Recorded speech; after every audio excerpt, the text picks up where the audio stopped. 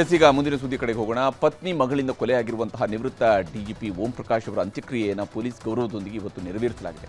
ಮತ್ತೊಂದು ಕಡೆ ಕೊಲೆಗೆ ಸಂಬಂಧಿಸಿದಂತೆ ಪೊಲೀಸರ ತನಿಖೆಯೂ ಕೂಡ ತೀವ್ರಗೊಂಡಿದೆ. ಖಾಕಿ ಮುಂದೆ ಓಂ ಪ್ರಕಾಶ್ ಅವರ ಪತ್ನಿ ಪಲ್ಲವಿ ಕೊಲೆಯ ರಹಸ್ಯವನ್ನ ಬಿಚ್ಚಿಡುವುದಕ್ಕೆ ಶುರು ಮಾಡಿದ್ದಾರೆ.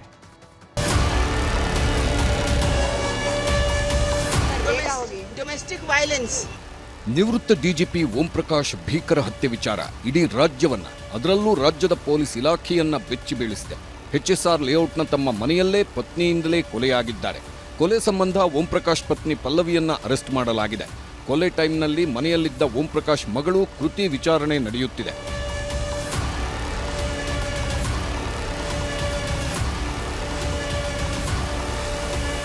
ಸೇಂಟ್ ಜಾನ್ಸ್ ಆಸ್ಪತ್ರೆಯಲ್ಲಿ ಡಿಸಿಪಿ ಸಾರಾ ಫಾತಿಮಾ ಸಮ್ಮುಖದಲ್ಲೇ ಓಂ ಪ್ರಕಾಶ್ ಮರಣೋತ್ತರ ಪರೀಕ್ಷೆ ನಡೆಯಿತು. ಮರಣೋತ್ತರ ಪರೀಕ್ಷೆಗೂ ಮುನ್ನ FSL ತಂಡದಿಂದ ಮೃತದೇಹ ಪರಿಶೀಲನೆ ನಡೆಯಿತು. ಗಾಯದ ಗುರುತುಗಳು, ಗಾಯದ ವಿಧ, ಯಾವ ವಸ್ತುವಿನಿಂದ ಹಲ್ಲೆ ನಡೆಸಲಾಗಿದೆ ಎಂಬೆಲ್ಲ ಪರಿಶೀಲನೆ ನಡೆಯಿತು. ಮರಣೋತ್ತರ ಪರೀಕ್ಷೆ ಬಳಿಕ ಕುಟುಂಬಸ್ಥರಿಗೆ ಮೃತದೇಹ ನೀಡಲಾಯಿತು.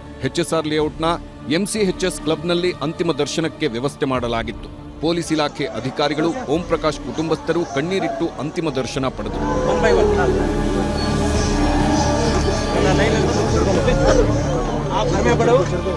ಎಂಥ ದೊಡ್ಡ ಸಮಸ್ಯೆಗಳನ್ನು ಸಹ ಭಾಳ ಅವರು ಧೈರ್ಯದಿಂದ, ಪ್ರೀತಿಯಿಂದ, ತಾಳ್ಮೆಯಿಂದ ಎದುರಿಸಿದ್ದು.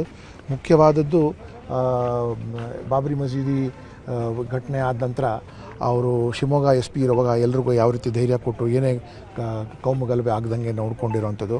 ಮತ್ತು 2016ನೇ ಇಸ್ವಿಲಿ ಪೊಲೀಸ್ ಸ್ಟ್ರೈಕ್ ಆಗಿರುತ್ತೆ. ಆ ಸಮಯದಲ್ಲಿ ಕೂಡ ಸರ್ಕಾರಕ್ಕೆ ಭಾಳ ಗಾಬರಿ ಆಗಿರುತ್ತೆ. ಆ ಸಮಯದಲ್ಲಿ ಸಹ ಸಾಹೇಬರು ಅತ್ಯಂತ ತಾಳ್ಮೆಯಿಂದ ಇಡೀ ಪೊಲೀಸ್ ಇಲಾಖೆಗೆ ಒಂದು ಒಳ್ಳೆ ಮಾರ್ಗದರ್ಶನ ಕೊಟ್ಟು, ಧೈರ್ಯ ಕೊಟ್ಟು ಅವರು ಕಾಪಾಡಿದ್ರು ಅಲ್ಲಿಗೆ. HSR ಲೇಔಟ್ನಲ್ಲಿನ ಅಂತಿಮ ದರ್ಶನದ ಬಳಿಕ ವಿಲ್ಸನ್ ಗಾರ್ಡನ್ ಚಿತಾಗಾರಕ್ಕೆ ಮೃತದೇಹ ತರಲಾಯಿತು. ಚಿತಾಗಾರದ ಬಳಿ ಓಂ ಪ್ರಕಾಶ್ ಅವರಿಗೆ ಸರ್ಕಾರಿ ಗೌರವ ಸಲ್ಲಿಕೆಯಾಯಿತು. ಪೊಲೀಸ್ ಬ್ಯಾಂಡ್ ನುಡಿಸಿ ಗೌರವ ಸಲ್ಲಿಸಲಾಯಿತು. ಸಮಗ್ರವಾಗಿ ತನಿಖೆ ಮಾಡೋವರೆಗೂ ಕೂಡ ನಾವು ಯಾವುದನ್ನು ಕೂಡ ಹೇಳಕ್ಕೆ ಬರೋದಿಲ್ಲ. ಬರೀ ಸ್ಪೆಕ್ಯುಲೇಟ್ ಮಾಡಿ ಹೇಳಬೇಕಾಗತ್ತೆ. ಅಷ್ಟೇ ಬಿಟ್ಟರೆ ಪ್ರಾಥಮಿಕವಾಗಿ ಇಷ್ಟೇ ನನಗೆ ನಿನ್ನೆ ತಿಳಿಸಿದರು ಈ ರೀತಿ ಮರ್ಡರ್ ಆಗಿದೆ ಅಂತೇಳಿ. ಅಷ್ಟು ಬಿಟ್ಟರೆ ನಮಗೇನು ಕೂಡ ವಿಚಾರಗಳನ್ನು ಅವರು ಇಲಾಖೆಯವರು ಕೂಡ ಯಾರು ಹೇಳಿಲ್ಲ. ತನಿಖೆ ಆಗೋವರೆಗೂ ನಾವು ಯಾವುದನ್ನು ಕೂಡ ಹೇಳಕ್ಕೆ ಬರೋದಿಲ್ಲ. ಒಳ್ಳೆ ವ್ಯಕ್ತಿತ್ವ. ನಮ್ಮ 30-35 ವರ್ಷಗಳ ಅವಧಿಯಲ್ಲಿ ಒಳ್ಳೆಯ ಹೆಸರನ್ನು ಕೂಡ ಗಳಿಸಿದರು. ಒಳ್ಳೆ ಅಡ್ಮಿನಿಸ್ಟ್ರೇಟರ್ ಅಂತ. ನಮ್ಮ ಟ್ರಾನ್ಸ್ಪೋರ್ಟ್ ಇಲಾಖೆಯಲ್ಲೂ ಕೂಡ 2 ವರ್ಷ ಕಮಿಷನರ್ ಆಗಿದ್ದರು. ಬೆಳಿಗ್ಗೆ ನಮ್ಮ ಅಧಿಕಾರಿಗಳು ಹೇಳ್ತಾಯಿದ್ರು ಭಾಳ ಒಳ್ಳೆಯ ಹೆಸರಿತ್ತು ಅಂತ ಅವರಿಗೆ. ಇವತ್ತು ಎಲ್ಲರೂ ವಯಸ್ಸಾಗುತ್ತೆ, ಸಾವು ಬರುತ್ತೆ. ಆದರೆ ಈ ರೀತಿ ಸಾವು ಆಗಿದ್ದು ಭಾಳ ದುಃಖಕರವಾಗಿರ್ತಕ್ಕಂಥ ವಿಚಾರ. ಇವತ್ತು ಈ ರೀತಿ ಅವರ ಹತ್ಯೆ ಆಗಿರೋವಂಥದ್ದು ನೋಡಿದ್ರೆ ತುಂಬ ನೋವು ತರುವಂಥ ವಿಷಯ. ಅವ್ರ ಮಕ್ಕಳಿಗೆ, ಅವರ ಮಗನಿಗೆ ಕೂಡ ಸಾಂತ್ವನ ಹೇಳುವಂಥ ಕೆಲಸವನ್ನು ಮಾಡಿದ್ದೇವೆ. ಆದರೆ ಅವರನ್ನು ತುಂಬಿಕೊಡುವಂಥ ಶಕ್ತಿ ಯಾರಿಗೂ ಇಲ್ಲ. ಸರ್ಕಾರಿ ಗೌರವದ ಬಳಿಕ ಶೈವ ಸಂಪ್ರದಾಯದ ಪ್ರಕಾರ ಅಂತಿಮ ವಿಧಿವಿಧಾನಗಳು ನಡೆದವು. ಓಂ ಪ್ರಕಾಶ್ ಕುಟುಂಬಸ್ಥರು, ಸಂಬಂಧಿಕರ ಸಮ್ಮುಖದಲ್ಲಿ ಅಂತ್ಯಕ್ರಿಯೆ ನೆರವೇರಿಸಲಾಯಿತು. ಪೊಲೀಸರು ಅವರು ಕೆಲಸ ಮಾಡ್ತಾ ಇದ್ದಾರೆ. ಅವ್ರ ಮೇಲೆ ನನಗೆ ಪೂರ್ಣವಾಗಿ ನಂಬಿಕೆ ಇದೆ.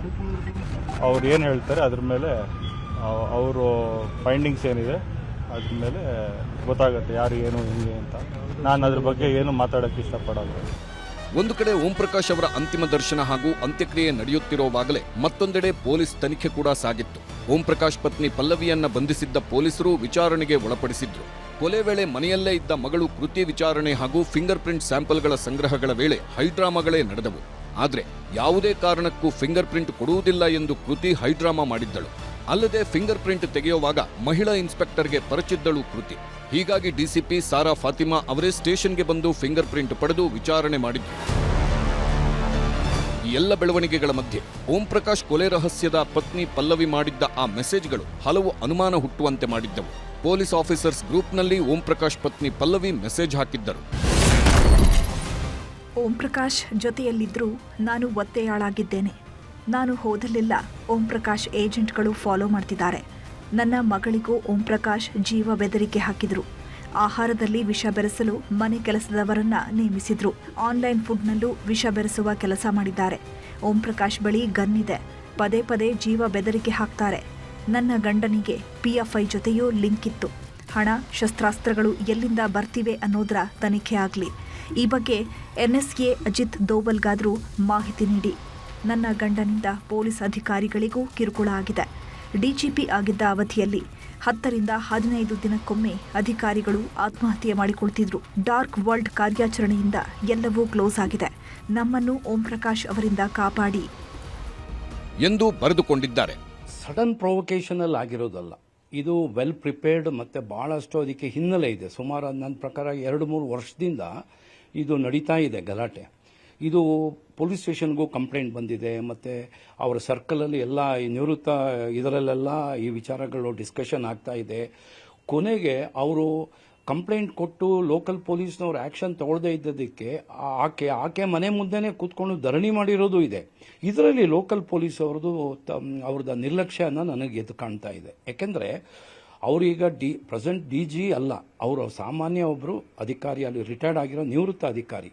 ಸೊ ಈ ಕಂಪ್ಲೇಂಟು ಹೊರಗಡೆ ಬಂದ ಮೇಲೆ ಮತ್ತು ವೆಪನ್ ಇರೋದು ವಿಚಾರ ಬಂದ ಮೇಲೆ ಇದಕ್ಕೆ ಇಮಿಡಿಯೇಟ್ ಆಫೀಸರ್ಸ್ ಆ್ಯಕ್ಷನ್ ತಗೊಳ್ಳಬೇಕಾಯಿತು.